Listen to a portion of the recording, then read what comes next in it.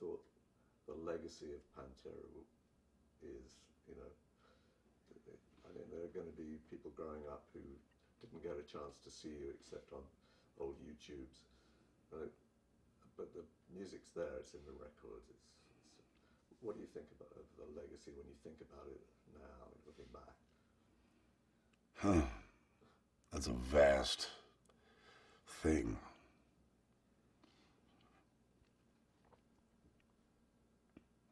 It's a plethora of emotions, but I guess one of life's amazing journeys, not your good journey, not your bad journey, not amazing journey, you know. The legacy, what kind of legacy? Hopefully a legacy of distortion and energy that inspires and, you know, hopefully thought of when you look at the band and the music that was released. Hopefully it was inspiring, and I know it was, so hopefully it remains in that light. In terms of metal,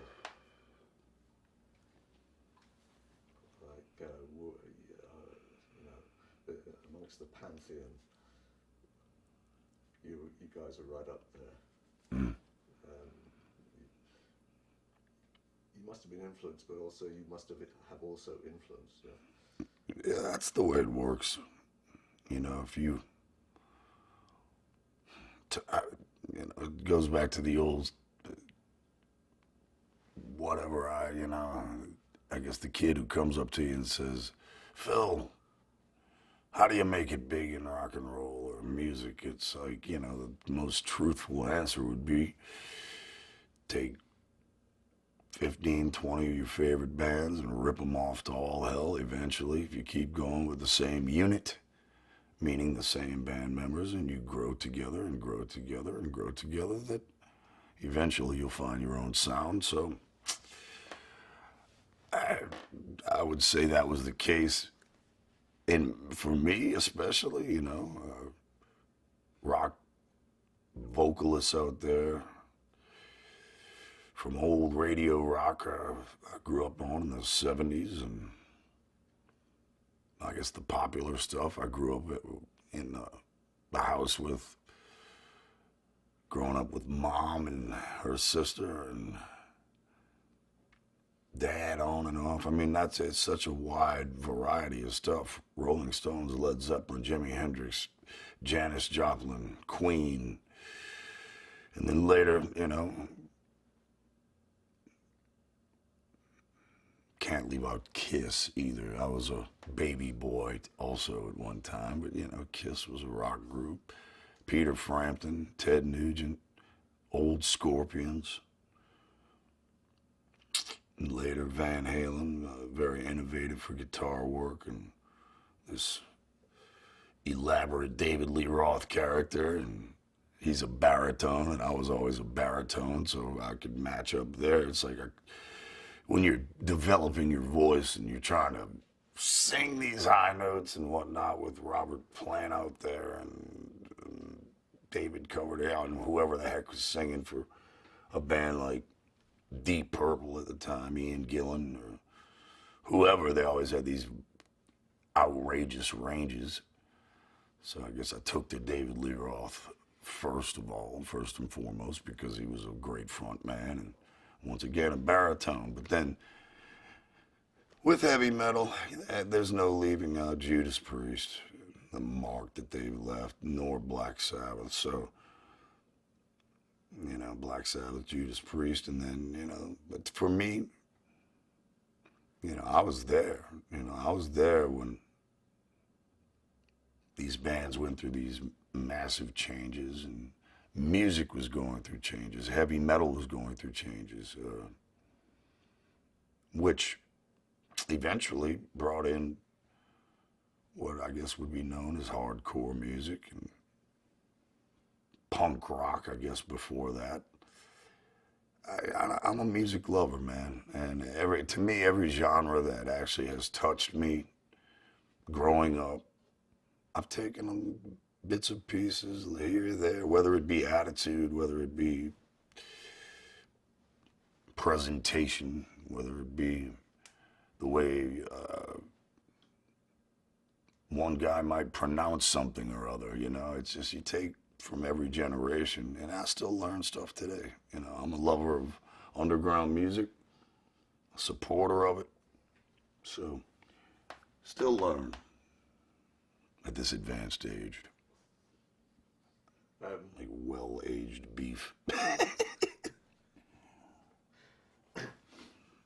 If you were just kind of thinking back to the sort of, or the feeling you might still have of the really good time in Pantera, when things were really going well, is there a kind of a memory that stands out of like you could tell us about just the sort of sense of what that was like when it was around good night? Well, you have to understand there's some very strong personalities in Pantera, and when you had eventually, I guess after and this is kind of funny, but seemed like I was the new guy until like, I don't know, 6 months into Vulgar Display of Power. And we had done 3 records together at that point, and I'd still meet members of the Abbott family who I'd just, met, and they're like, "Oh, you're the new guy." It's like, yeah, okay, I'm the new guy. But we were always, there was this bond between the guys, and I am talking about Pantera, all 4 of us, Dimebag and I always had this creative pushing force, and it was like, as far as being tight, that was a given. They were a tight, incredible group, but we would push each other. Stage performance, stage presence, crowd interaction was always a tremendous thing. So once we got past all the bullshit, like, and this could send me in a whole different direction completely. And I will touch upon it, when I moved to Texas in 1987, the bar band thing was still this huge thing. And I was always the youngest guy in most any band I was always in. So here I am with older guys, and not just Pantera, a band I was in before Pantera or whatnot. There was this mentality.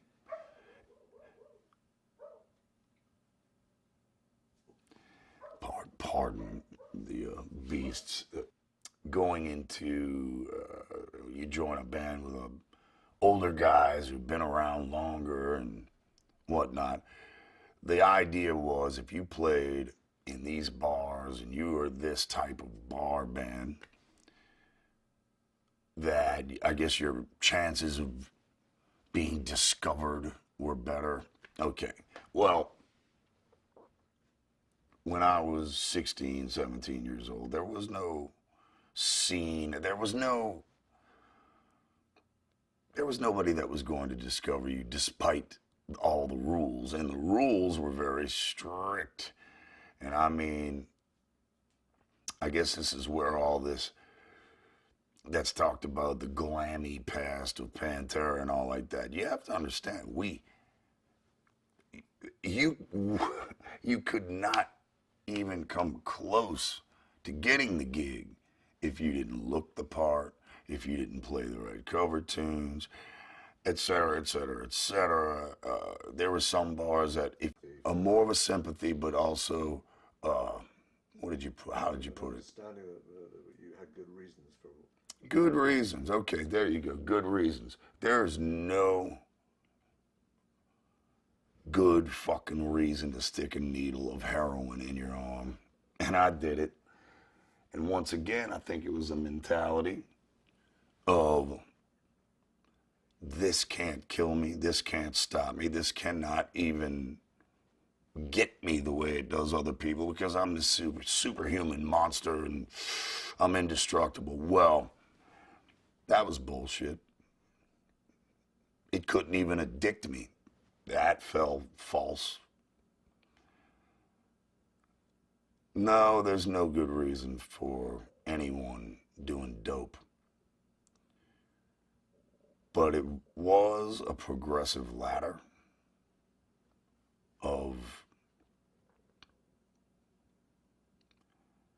once again, you know, the pain medications, the grinding road, and how quickly you can go from 1 pill to 5 pills to 10 pills. There is a ladder, a gradual ladder of destruction going on inside of me.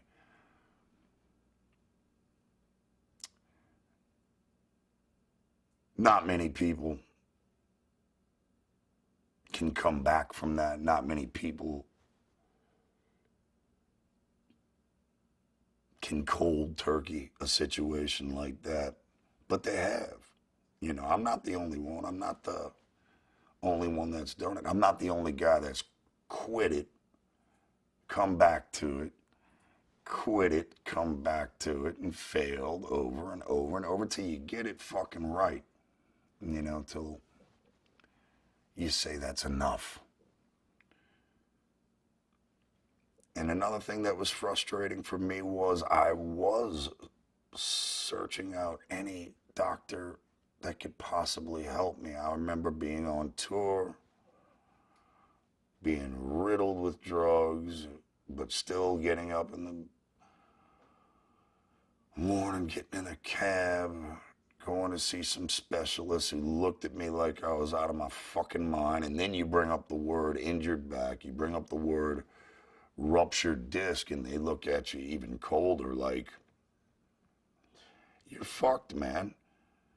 You're fucked. And I'm talking about the middle 90s, where I damn well know from experience that neurology had not come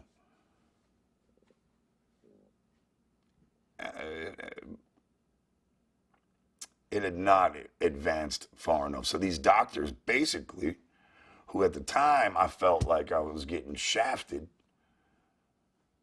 they were basically trying to tell me, man, if we give you this surgery, you're going to be ruined. Back surgery is, especially the type of back surgery that you need, the percentage of people bouncing back for real was very low. Very low percentage. And like I say, the 90s, there was no stopping anything. Can I come in? Definitely, man. Was that, would you say that that was the principal reason for the breakup of Pantera, really? This, as a result of all this pain that we went through and all that whole time? Well, it most certainly didn't help.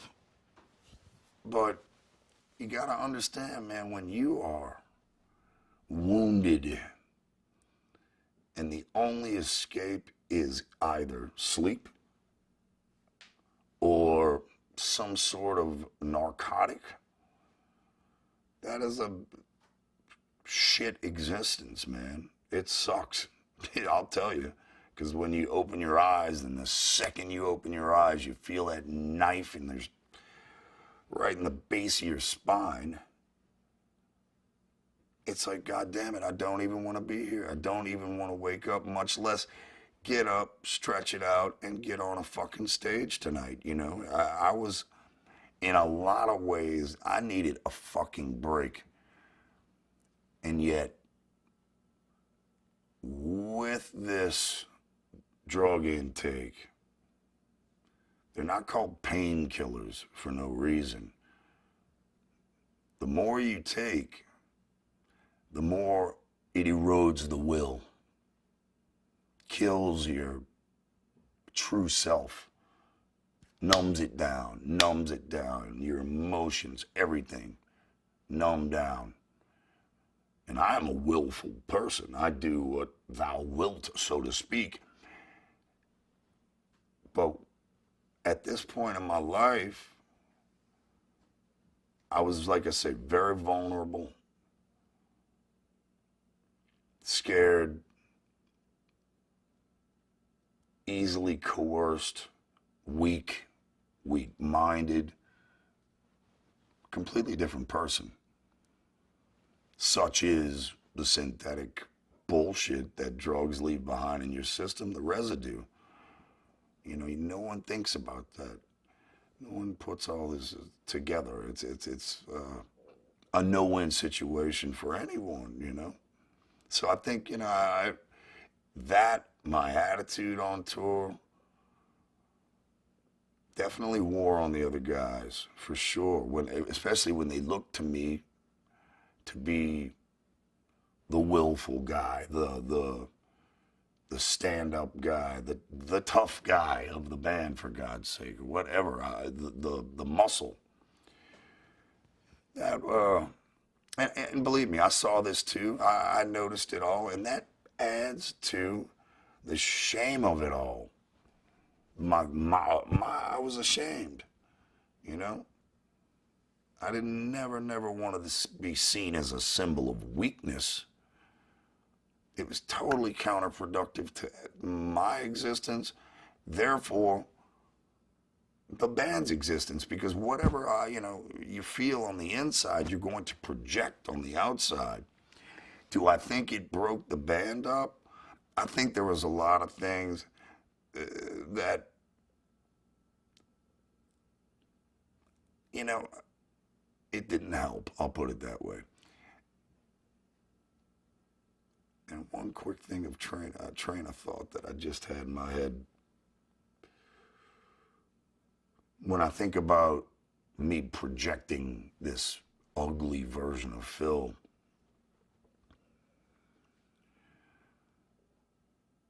and the distance that it caused the band,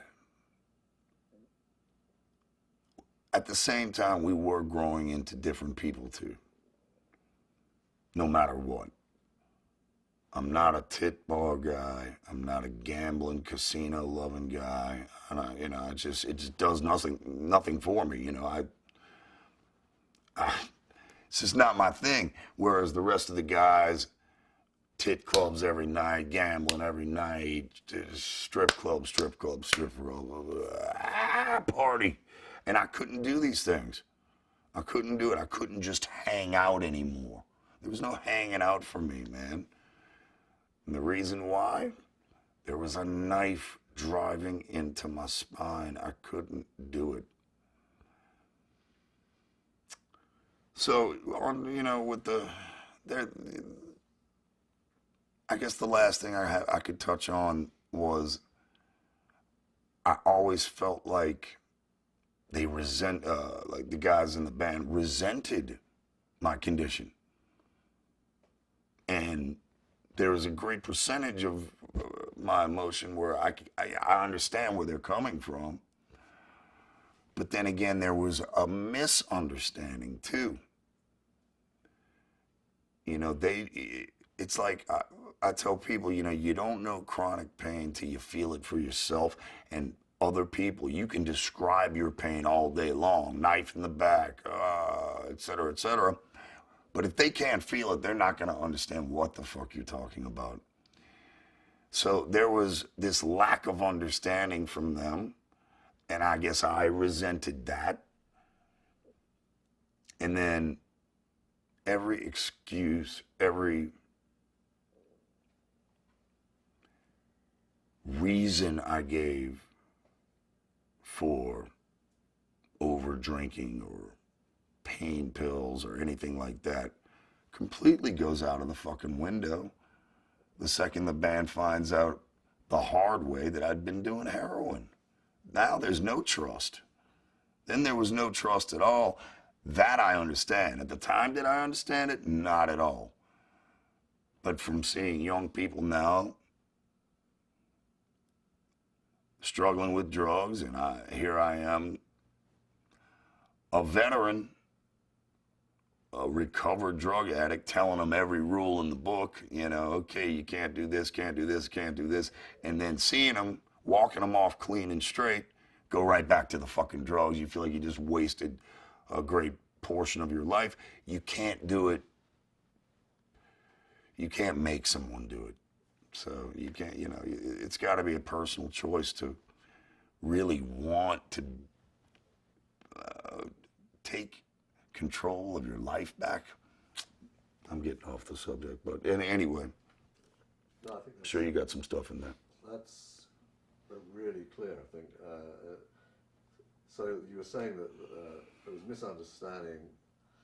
Do you think when you kind of separated in a way from them, and then you had a side project, do you think, did that create misunderstanding as well? Absolutely, and by all accounts, there's no fucking way I should have been. If I was going to do a side project, doing a record would be one thing, but there I was touring, and the whole idea behind this side band, Super Joint Ritual, was to get my ass out of the arenas and go feel what it's like to be back in the clubs again with that intimate gathering. And I love all that. You know, that's fine and dandy, but I shouldn't have been doing gigs to begin with. And that's where the erosion of the will comes in. Can't say no. Hey man, we got this chance to do gigs. Where's Phil? Annihilated in the next room. Go ask him if he wants to do some gigs. I don't care. Sure, whatever. No will. No will. I was weak. Weak.